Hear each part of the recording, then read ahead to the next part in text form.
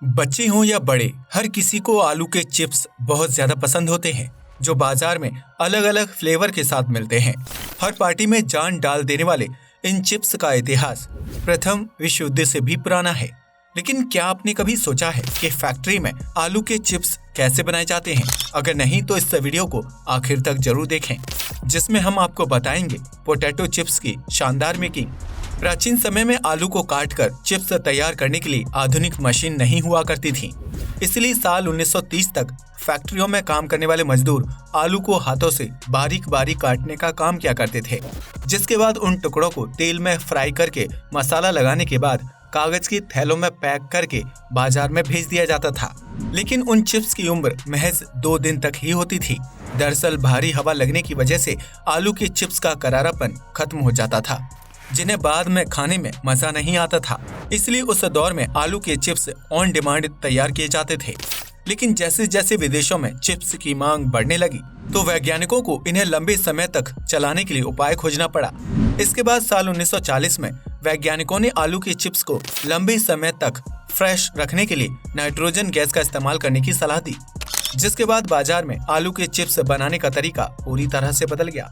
आलू के चिप्स तैयार करने के लिए सबसे पहले खेत से कई टन आलूओं को फैक्ट्री में लाया जाता है, जहां उन्हें पानी से भरे हुए बड़े बड़े कंटेनर्स में खाली कर दिया जाता है।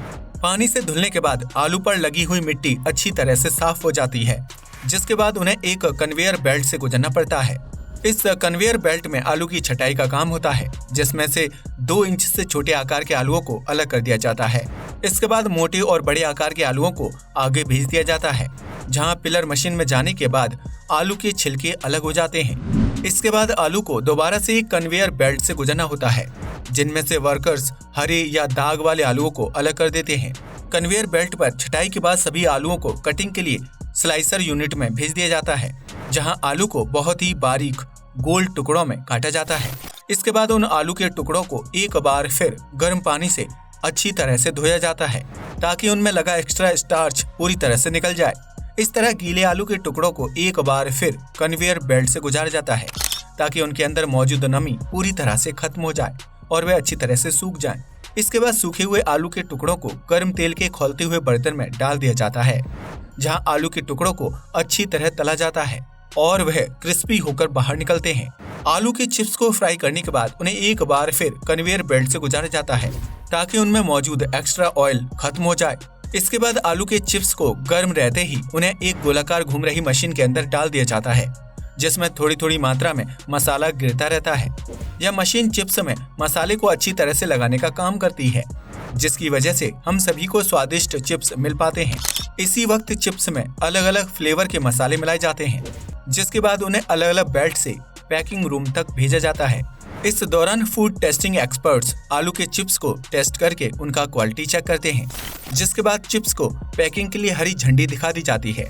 अब आलू के चिप्स को अलग अलग फ्लेवर वाले पैकेट में पैक कर दिया जाता है, जिसमें अच्छी खासी मात्रा में नाइट्रोजन गैस भी भरी जाती है। इसी गैस की वजह से आलू के चिप्स कई दिनों या महीनों तक खराब नहीं होते हैं और उनका स्वाद जस के तस बरकरार रहता है।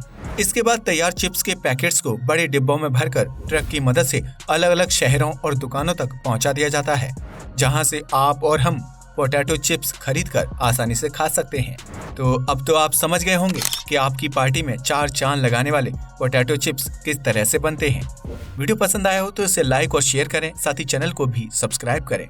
जय हिंद दोस्तों।